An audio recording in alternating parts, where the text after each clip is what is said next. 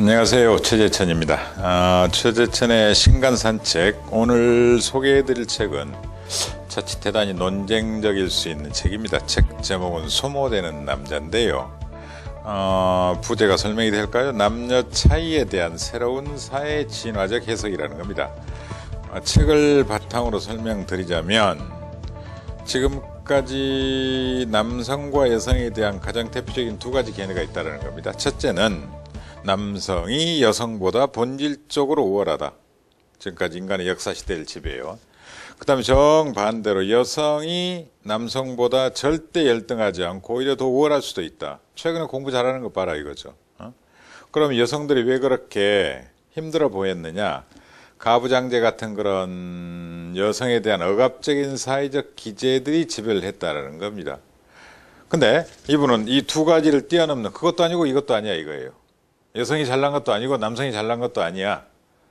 그럼 어떤 해석일까요? 그건 이제 남녀 차이에 대한 새로운 사회 진화적 해석이라는 이름을 붙였는데, 그 부분에 대해서 오늘 한번 이야기를 해보도록 하겠습니다.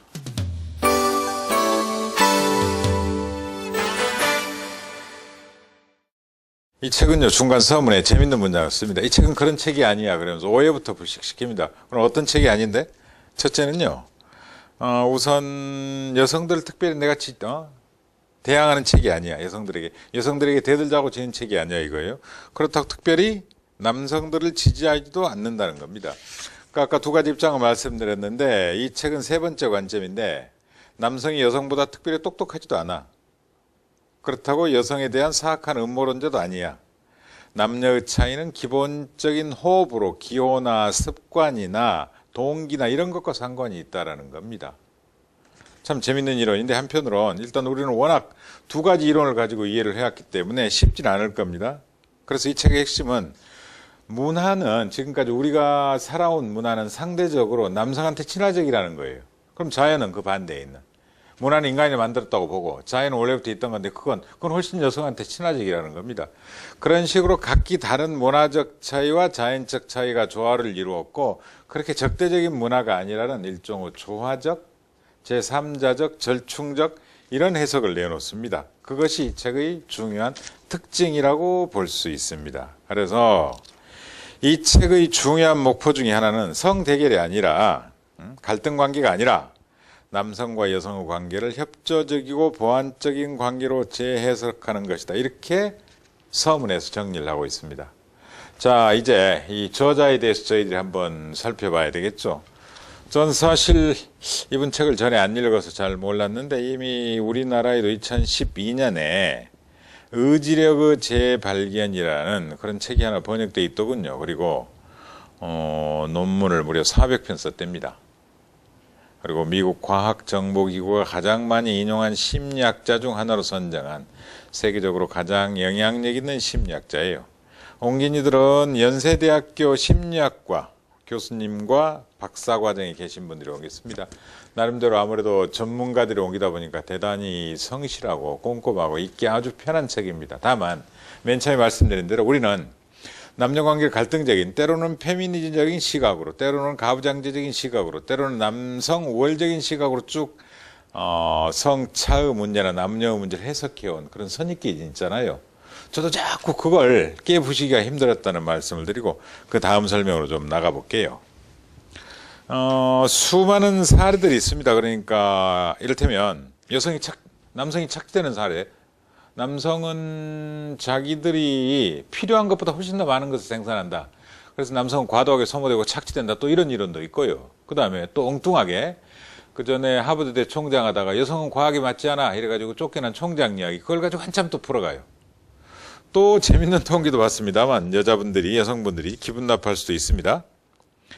77년부터 96년까지요, 미국 특허권을 누가 더 많이 발부받았느냐, 누가 신청받고 허가받았느냐 봤더니 20년간 발행된 특허의 94.3%가 남성 혹은 남성들로만 이루어진 집단이에요. 그러면 남자가 그렇게 상상력이 뛰어나고 창의력이 뛰어나고 창조력이 있다는 것이냐? 이분은 그건 아니라는 겁니다. 그러면 이런 것들이 사회적 억압을 반영하는 것이냐? 또 그것도 아니라는 거예요. 여자들이 못하게, 여자들을 가정일에만 종사하게, 과학 연구를 못하게, 창조적인 작업을 못하게 지금까지 틀어막았느냐? 그건 아니라는 겁니다. 여자가 그렇게 선택했을 뿐이야. 여자가 그걸 좋아했을 뿐이야. 그걸 싫어했을 뿐이야, 이거죠. 그러니까 저도 재밌어서 우리 아이들한테 예를 이야기해 줬습니다만, 그 어느 심리학자가 장난감 가지고 실험을 한 게 있더군요, 이쪽 보니까.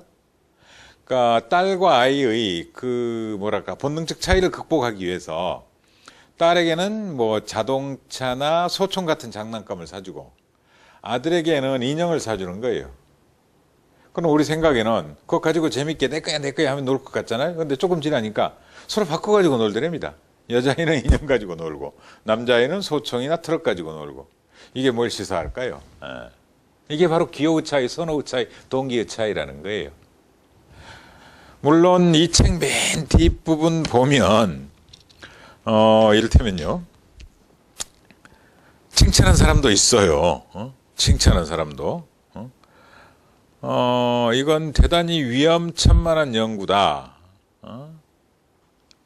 그리고 너무 자신만만하고 고집스럽고 천하태평하다. 또 이건 새로운 관점을 제시한다. 그래, 내가 읽어본 본 성찰을 다룬 책 중 말이 되는 이야기를 한다. 이런 식으로 이제 호평도 있고, 또 워낙 당신은 뭐랄까요, 현대사회의 여성의 본질적 문제, 페미니즘 문제를 전혀 이해하지 못하고 있어. 또 이런 비판도 있을 거 아니에요. 너무 낭만적이야, 이런 식으로요.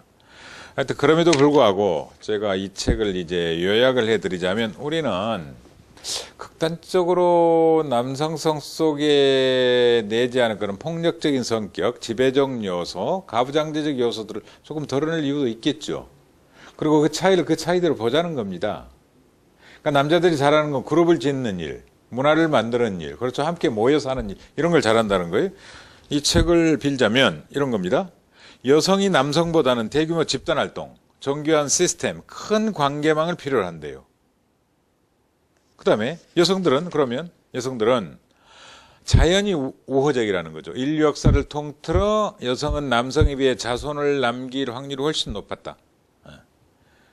그리고 성적인 부분도 많이 강조되어 있어요. 사실은 이 책의 아주 중요한 부분, 4분의 1 부분은 거의 성적인 이야기들입니다. 성적으로 어떤 차이가 있고 특징이 있고 장점들이 있는지, 특히 진화론적으로. 그 다음에 오늘날 여성들은 남성보다 오래 산다. 오르가즘 문제나 스트레스 문제 이런 데서 커다란 장점이 있다는 거예요. 그런 식으로 문화는 남성 친화적, 인간이 창조한. 그 다음에 태초부터 주어진 자연은 여성 친화적. 그렇다고 그것이 그렇게 경쟁적이나 갈등적이지 않고 이 둘이 잘 조화를 이루어서 인간 세계를 이끌어가고 진화를 이끌어간다는 그런 조화적 해석. 그렇죠. 절충적, 종합적 해석이 바로 이 책의 특징이고, 그런 남녀 차이에 대한 과거의 그런 차이를 극복해 나가자, 이런 것들을 담고 있습니다. 이 책이 사실 우리나라 언론에 소개될 때도 대단히 논쟁적으로 소개됐습니다. 다른 나라 외신도 마찬가지고. 그럼에도 불구하고 이런 제3의 시각, 제3자적 시각을 우리가 한번 제대로 이해하고 살펴보는 것이 남녀의 차이나 성별의 문제나 페미니즘 문제를 이해하는데 새로운 시각을 던져줄 수 있고 좀 더 규범 조화적인 그런 해석을 가져올 수 있는 재밌는 책이라고 생각을 해서 함께 나눴습니다. 오늘 이 소모되는 남자에 대해서는 여기까지 말씀드리고요. 제가 지금 책을 쭉 골랐습니다만 책을 고르다가 멋진 문장을 하나 찾아냈습니다. 생각을 바꿔야 되잖아요. 그리고 낯설거나 좀 거친 게 필요해요. 우리가 익숙한 책보다는요. 그래서 유명한 바우만이 막스 베버 말을 인용해서 했던 멋진 문장이 있습니다. 시대의 만연에 있는 우상의 면전에서 차가운 머리를 유지하고 필요한 경우 지배적인 흐름을 거슬려야 한다. 그렇죠? 소수파적인 해석, 이단적인 해석, 이런 것들이 결국은 세상을 바꾸는 거거든요. 지배적인 흐름을 거스르는 책들이 우리 삶과 지적 노동을 좀 더 풍요롭게 할 거라는 생각을 가지고 있습니다. 두 번째 책은 제가 이제 좀 짧게 소개를 할게요. 근데 짧게 소개하기에는 너무 재밌는 책들이 많아서요. 이 두 번째 책은요, 파르테논 마블스입니다. 근데 국제적으로는 사실 엘긴 마블스라고도 알려져 있잖아요. 여러분들 잘 아시다시피 저도 깜빡 잊고 살았습니다만 유네스코 마크 있잖아요. 건물 마크. 유네스코 건물 마크가 파르테논 신전을 딴 겁니다. 저도 입고 살았어요. 근데 이제 파르테논 신전의 윗부분 있죠. 지붕 아래 이렇게 예쁘게 된 부분. 이게 이제 파르테논 마블사라는 건데 이걸 떼간 사람이 엘긴 경이라는 영국 외교관이에요. 터키가 그리스를 지배할 때 그걸 다 뜯어가 버립니다. 근데 원래 터키 당시 오스만 제국이죠. 그러니까 오스만 제국에서 허가한 건 이렇습니다. 술탄이 허가한 건 당시 왕이 글자나 형상이 새겨진 돌 조각만 떼내간다는 권한을 줬어요.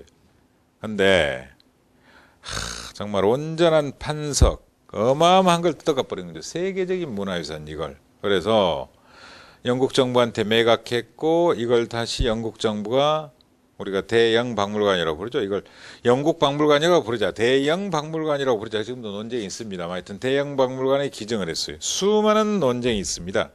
이걸 가장 먼저 그리스로 돌려보내자고 주장했던 사람은 우리가 잘 아는 낭만주의 시인 바이런입니다. 어마어마하게 비판을 했습니다. 이렇습니다. 그런데 저 신전을 약탈한 자들 중에서 저 높이 아테나 여신이 오래 머물고 차마 도망치지 못한 곳을 그녀가 오랫동안 통치하던 최후 유적을 최후로 가장 사악하게 망가뜨린 멍청한 이 그자가 누구인가? 부끄럽거나 칼레도니아냐 이런 식으로 신랄하게 비난을 하죠. 근데요. 조금만 더 이제 길게 하자면 우리도 지금 외국에 나가 있는 유물들 반환해야 될 엄청난 그런 사회적 의무감, 역사적 책임감 느끼잖아요. 근데 여기에 영국이 이걸 주기 싫어서 하는 논리 있잖아요. 다른 나라가 한국에 주기 싫어서 하는 논리가 똑같이 나와 있어요. 그리고 그 책에 대한, 그 논리에 대한 반박이 나와 있거든요. 그래서 아마 학교에서, 대학에서 시험 볼 때나 논문 쓸 때 아주 재밌는 가장 기초적인 논쟁이 있다. 이를테면 일본도 그랬잖아요. 이 조각들은 아테네가 아니라 런던에 있어야 더 온전했다. 일본 사람도 그런 말 하는 사람이 있거든요. 야, 당신들은 맨날 전쟁하고, 뭐, 이를테면 불교, 유교 이렇게 바뀌면서 다 성상 파괴해버렸잖아. 살아있었겠어? 이런 분도 계시잖아요. 이런 재밌는 논지들이 있고요. 다만, 영국의 개방성에 대해서 한번 이야기를 할게요. 저도 전에 이 대형박물관 갔을 때 워낙 시간이 없어가지고 로제타 스톤하고 엘긴 마비스만 보고 뛰어나온 적이 있거든요. 시간이 없어 불과 한 30분 사이에. 근데 최근에요. 이 대형박물관 박물관장을 독일 사람을 임명했습니다. 독일의 예술사학자를. 어찌됐건 이런 걸 뜯어다가 가지고 있는 건 대단히 위험합니다만 그럼에도 그런 개방적이고 열린 자세들이 대형박물관의 부귀 영화를 여전히 유지시키고 있다는 그 말씀을 꼭 드리고 싶었고요. 이 지금 소송하는 변호사가 누군 줄 아시죠? 여러분들 유명한. 조지 클룬이라는 유명한 영화배우 있죠. 최근에 결혼했잖아요. 멋진 변호사랑. 그 아말 클룬이라고. 그분이 이 소송 대리하고 있어요. 그 멋쟁이 여자가. 한번 찾아보십시오. 꼭.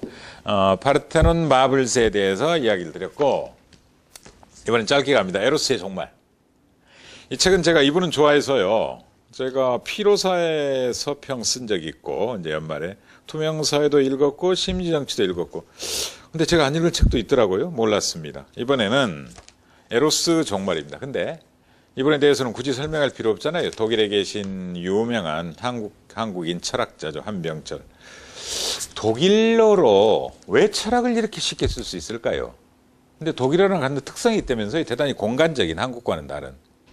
하여튼 짧지만 대단히 무게감이 있고 늘 이런 식으로 문고본으로 내세요. 근데요.